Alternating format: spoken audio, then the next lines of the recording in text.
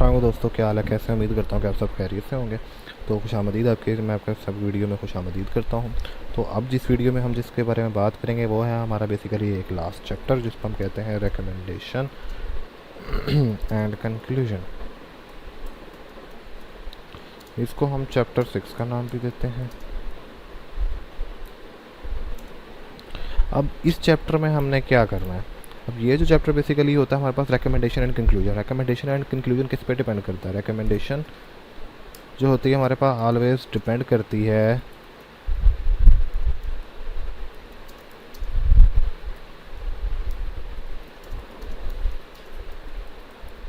Recommendation जो होती है ना वो हमेशा डिपेंड करती है आपकी रिपोर्ट की डिस्कशन के ऊपर कि आपकी डिस्कशन क्या है। क्योंकि रिकमेंडेशन होता है किसी को रेकमेंड करना, किसी को बताना कि आप क्या चीज़ करना चाह, मतलब ये चीज़ आपके लिए ठीक रहेगी, ये चीज़ ज़्यादा बेहतर रहेगी, इस चीज़ को इस तरह से इंप्रूव किया जा सकता है, इस चीज़ को इस तरह से ज़्यादा बेनिफिट किया जा सकता है। तो मतलब आप डिफरेंट मेथड्स को सजेस्ट करते हो, ये आपके क्या कहलाते हैं? रिकमेंडेशन कहलाती है। आप रिकमेंडेशन को सजेशन भी लिख सकते हो, ये आप पे डिपेंड करता है। तो हमारे पास जो रिकमेंडेशन बेसिकली किस पे डिपेंड करती है? डिस्कशन पे। अगर आपकी डिस्कशन जो है वो अच्छी लिखी हुई है, क्योंकि आप डिस्कशन जो है वो आपके रिजल्ट्स पे डिपेंड करती है, और अगर आपके रिजल्ट्स एक्यूरेट है तो मतलब आपकी डिस्कशन अच्छी है। अगर आपने डिस्कशन अच्छी लिखी है तो मीन्स आपके जो रिकमेंडेशन है वो ऑटोमेटिकली ही बहुत अच्छे होंगे और बहुत ही परफेक्ट तरीके से वो एक्सप्लेन किए गए होंगे।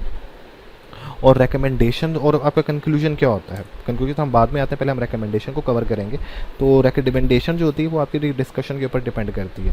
अब रिकमेंडेशन के अंदर क्या करना है, आप इसको पॉइंट्स की फॉर्म में भी लिख सकते हो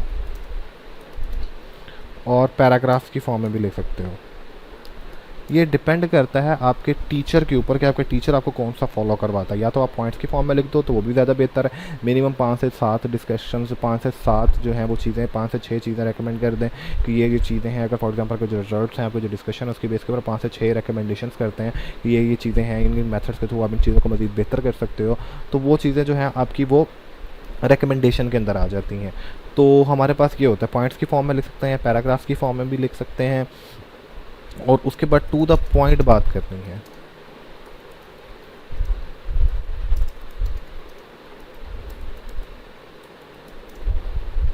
टू द पॉइंट बात करनी किसके अकॉर्डिंग? आपके डिस्कशन के अकॉर्डिंग। क्योंकि डिस्कशन तो बेसिकली आपने रिजल्ट्स की बेस पे की है। अब जब रिजल्ट्स की बेस पे की है तो मतलब आपकी जो डिस्कशन है वो टू द पॉइंट है कि आपके रिजल्ट्स क्या कह रहे थे, आपने उसके ऊपर डिस्कशन कर दी। जब उसके बारे में डिस्कशन कर दी तो अब आपकी जो डिस्कशन है वो एक्यूरेट अकॉर्डिंग टू रिजल्ट्स है। तो फिर आपने उसी के ऊपर रिकमेंडेशन करनी है और टू द पॉइंट बात करनी है। आपने बीच में एक्स्ट्रा चीज़ें नहीं लिखनी कि ये हो गया, फलाना हो गया, कहानियाँ नहीं डालनी। जस्ट टू द पॉइंट बात करनी है कि आपके जो है ये चीज़ें आप मैं रिकमेंड करते हो, ये सब डिस्कशन के ऊपर, इन रिजल्ट्स के बेस के ऊपर आप ये चीज़ों को रिकमेंड करना पसंद करते हो। तो ये चीज़ें आपने पॉइंट्स की फॉर्म में कर देनी है। तो यहाँ तक आई थिंक कोई मसला नहीं होगा, ये सारी चीज़ें क्लियर होंगी आपको। अब इसी तरह मैं अगर अगली बात करूँ तो हमारे पास टू द पॉइंट करने के बाद हमारे पास आपने टू द पॉइंट बात करनी है डिस्कशन के अंदर। और हमने कहा था, मैंने आपको एक और चीज़ बताई थी कि डिस्कशन के अंदर आपने रेफरेंसेस की इंटेक्स साइटेशन नहीं करनी। क्योंकि जब आप इन रेफरेंस की इंटेक्स साइटेशन इसलिए नहीं करेंगे क्योंकि आपके जो रिजल्ट्स हैं वो आपके अपने निकले, आपने नेट से नहीं उठाए, पहली चीज़। दूसरी चीज़, फिर उसके बाद आपने क्या किया है, आपने ये चीज़ करने के बाद अगली जो चीज़ थी आपकी वो क्या थी? मैं हाँ, अगली जो चीज़ थी वो आपका डिस्कशन चैप्टर था। डिस्कशन आपका क्या था? आपकी अपनी लिखी हुई है, क्योंकि आपके रिजल्ट्स आपके अपने थे। जब आपकी दोनों चीज़ें अपनी हैं तो फिर रिकमेंडेशन भी तो आपकी अपनी होंगी ना। तो फिर वो तो आप नेट से नहीं उठा रहे ना। जब आप वो नेट से नहीं उठा रहे तो मीन्स आप उसको भी क्या कर रहे हो, आप उसमें इंटेक्स साइटेशंस को ऐड नहीं करोगे। तो ये हो गया। अब रिकमेंडेशन क्या होती है? रिकमेंडेशन बेसिकली ये हमारे पास दो चैप्टर, एक चैप्टर जो बन रहा है पूरा उसमें दो पार्ट है, रिकमेंडेशन और कंक्लूजन के। तो आपकी जो रिकमेंडेशन है वो कम से कम आपकी रिकमेंडेशन हमारे पास होनी चाहिए 700 वर्ड्स की। इससे ज़्यादा आप रिकमेंडेशन को नहीं कर, ये इनफ होती है, इससे ज़्यादा आप नहीं करना। आप इसके अंदर फ्यूचर वर्क के बारे में लिख सकते हैं कि आपका फ्यूचर वर्क क्या है, मीन्स कि आपने जो काम किया उसको फ्यूचर में किस तरह से इंप्रूव किया जा सकता है और किस तरीके से इंप्रूव किया जा सकता है। आप ये चीज़ एक्सप्लेन कर सकते हैं रिकमेंडेशन के अंदर। तो अब उसके बाद आगे बात आती है हमारे पास कंक्लूजन के अंदर। कंक्लूजन क्या है हमारे पास? अब कंक्लूजन क्या है हमारे पास? आपने कंक्लूजन के बारे में बताना है। तो कंक्लूजन बेसिकली क्या होता है? कंक्लूड करना। कंक्लूड करना हमारे पास क्या होता है? कंक्लूड मीन्स सम अप करना, समराइज करना।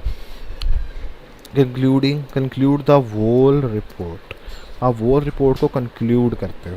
अब ज़ाहिर बात, आप इसमें लिटरेचर व्यू इंट्रोडक्शन के बारे में तो आप लिखोगे, आप बताओगे आपका क्या काम है, क्या मेथड्स हैं, आप वो सारी चीज़ें इसके अंदर एक्सप्लेन करोगे, बट आपने उसको टू द पॉइंट बात करनी है, आपने पूरी एक्सप्लेनेशन नहीं दे देनी कि हमारे पास क्या है। कंक्लूजन होता है कंक्लूड करना, समराइज़ करना, सम अप करना, आपने अपने वाइंड अप करना, मीन्स आपने जो अपना काम सारा कर रहे हो, आप सारे को वाइंड अप कर रहे हो, अब उस सारे को क्लोज़ कर रहे हो, तो ख़त्म कर रहे हो। तो अब जितनी जल्दी उसको क्लोज़ करोगे, जितना अच्छे तरीके से समराइज़ करोगे, जितने अच्छे तरीके से आप उसको वाइंड अप करोगे, तो वो चीज़ उतनी ही ज़्यादा अच्छी तरीके से समझ आएगी।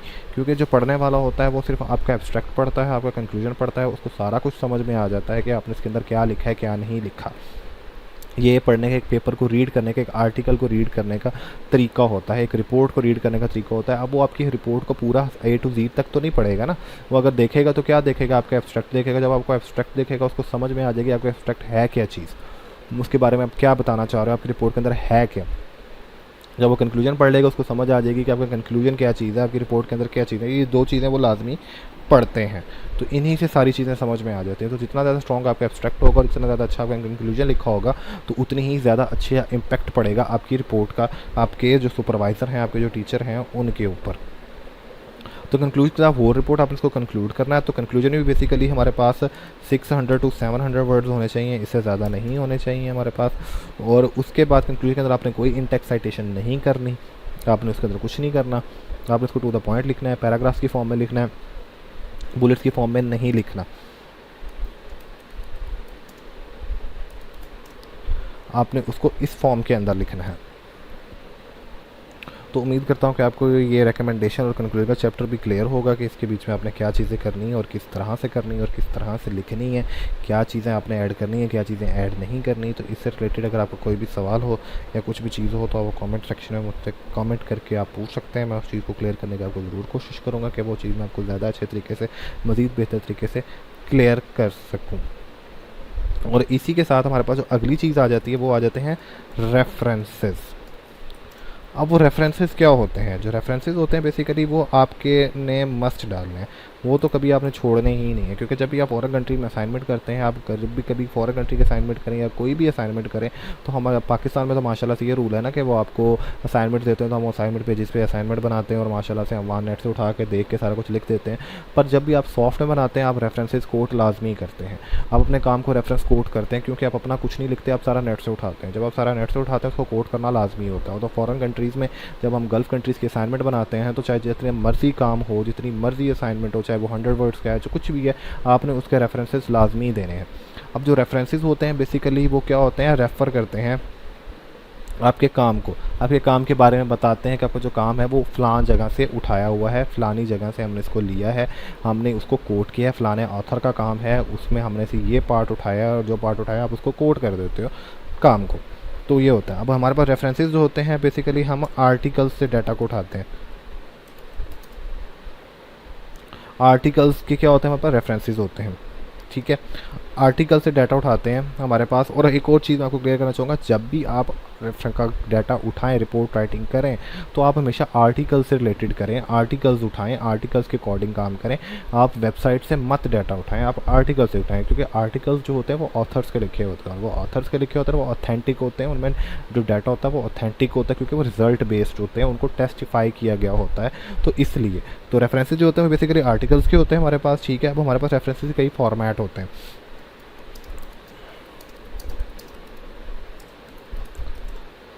ऑफ द रेफरेंसेस हमारे पास many format of the references होते हैं हमारे पास, जिसमें बेसिकली जो होते हैं हमारे पास APA 6 होता है, APA 7 होता है, उसके बाद हमारे पास IEEE होता है, उसके बाद हार्वर्ड होता है, हमारे पास इस तरह से हमारे पास शिकागो होता है।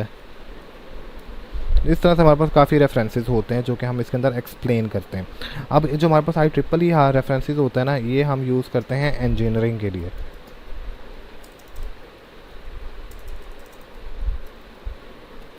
ये हम इंजीनियरिंग के लिए यूज़ करते हैं।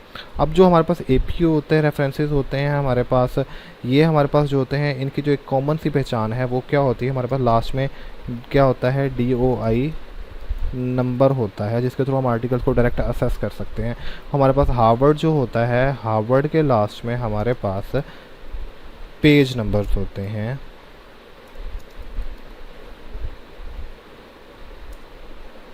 पेज नंबर होते हैं। तो ये जो हमारे पास होता है रेफरेंसेस होते हैं। अब जो हमारे पास जो रेफरेंसेस होते हैं, ये फॉर्मेट आपका इंस्टीट्यूट आपको फॉलो कराता है कि अगर फॉर एग्जांपल आपने उनके अकॉर्डिंग एफ रिपोर्ट बना रहे हैं, अपने अकॉर्डिंग अपना थीसिस लिख रहे हैं, कोई भी रिसर्च पेपर लिख रहे हैं, तो अगर रिसर्च पेपर लिखते हैं तो वो जर्नल पर डिपेंड करता है कि वो जर्नल आपसे कौन सा फॉर्मेट फॉलो कराते हैं, क्योंकि हर जर्नल का फॉर्मेट डिफरेंट होता है और वो अपने फॉर्मेट के हिसाब से आपसे रिसर्च पेपर लिखवाते हैं। रिसर्च पेपर लिखवाने के बाद फिर वो अपने हिसाब से अपने रेफरेंसेस कोट करवाते हैं, या तो हार्वर्ड में करवाते हैं, या APA 6 में करवाते हैं, या APA 7 में करवाते हैं, या IEEE में कराते हैं। वो उन पर डिपेंड करता है वो आपसे किस फॉर्मेट के अंदर सिर्फ जो आपके रेफरेंसेस वो कराते हैं। जो IEEE मैंने आपको पहले बताया कि ये इंजीनियरिंग का फॉर्मेट होता है, और ये इंजीनियरिंग के जो जर्नल्स होते हैं वो अपने पास ये फॉर्मेट के थ्रू आपसे रेफरेंसेस फॉलो कराते हैं। अगर हम IEEE की बात करें तो IEEE का जो फॉर्मेट होता है रेफरेंसेस का वो बहुत सिंपल होता है। उसमें आपने क्या करना होता है, हमारे पास एक स्क्वायर ब्रैकेट होता है, उसके बीच हमने जैसे 1 लिख दिया, हमने इस ब्रैकेट को बंद कर दिया, उनके रेफरेंस को कोड करने का एक फॉर्मेट होता है, वो इसके थ्रू करते हैं। तो हमारे पास जितने भी हमारा वो जो काम होता है, हमने उन सब की रेफरेंसेस करने होते हैं, और रेफरेंसेस बगैर हमारा काम नहीं होता। तो इसकी मज़ीद एक्सप्लेनेशन आगे फर्दर वीडियोस में आपको दूंगा। मैं आपको बताऊंगा कि वर्ड के अंदर कैसे रेफरेंसेस कोड करते हैं और कैसे बिब्लियोग्राफिक ऑटोमेटिकली जनरेट करवाते हैं। मैं आपको ये सारी चीज़ें अगली फर्दर वीडियोस में बताऊंगा। ये जस्ट एक बेसिक सा मैं आपको कॉन्सेप्ट देना चाह रहा था। मैं आपको बेसिक कॉन्सेप्ट बता रहा था कि रिपोर्ट राइटिंग क्या होती है और कौन से पार्ट में क्या लिखते हैं, क्या नहीं लिखते, और क्या क्या चीज़ें उसके अंदर आ सकती हैं। और मैंने फुल ईजीएस्ट वे में करने की कोशिश की ताकि आपको इसके मज़ीद बारे में समझ आ सके। और अब आगे फर्दर हम मज़ीद इसको मज़ीद एलेबोरेटिव में जाएंगे और इस चीज़ को मज़ीद आगे फर्दर एक्सप्लेन करेंगे कि इस चीज़ को कैसे मज़ीद हम ज़्यादा अच्छे तरीके से समझ सकते हैं। मैं प्रैक्टिकली परफॉर्म करके दिखाऊंगा हर चीज़ की, कैसे कैसे हम एक एक चीज़ को एक्सप्लेन करते हैं और कैसे हम एक चीज़ को करते हैं। References, table of content, each and everything को हम करेंगे। और हाँ, उसमें हमारे पास एक और चीज़ है कि मैं आपको जाते जाते एक और चीज़ भी बता दूं। अब क्या होता है हमारे पास एब्स्ट्रैक्ट। एब्स्ट्रैक्ट क्या होता है? एब्स्ट्रैक्ट हम हमेशा कि मैं आपको ये नेक्स्ट वीडियो में बताऊँगा, इसके अंदर नहीं।